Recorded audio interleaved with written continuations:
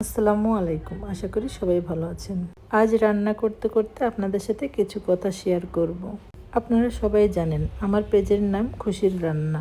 আমার নাম থেকেই আমার পেজের নাম দেওয়া। আমার নাম খুশি, আর আমার এই নামটা আমার আব্বা রেখেছিলেন। সোনার চামচ মুখে নিয়ে জন্ম নেয়নি, তবু আল্লাহর রহমত কোনোদিন অভাব বুঝিনি।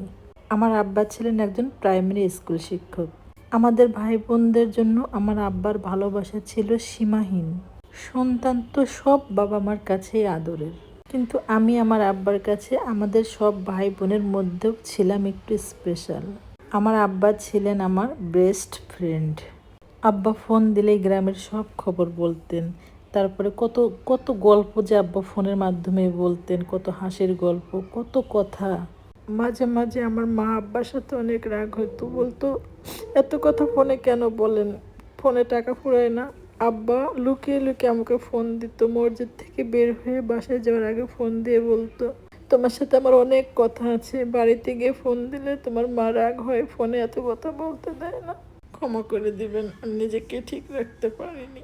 আল্লাহ সব বাবা মাকে সুস্থ রাখুন, হায়াত দান করুন। যেসব বাবা মা তাদের সন্তানকে এতিম করে এই দুনিয়া ছেড়ে চলে গিয়েছেন, হে আল্লাহ তাদের কবরকে আপনি জান্নাতের বাগান বানিয়ে দিন।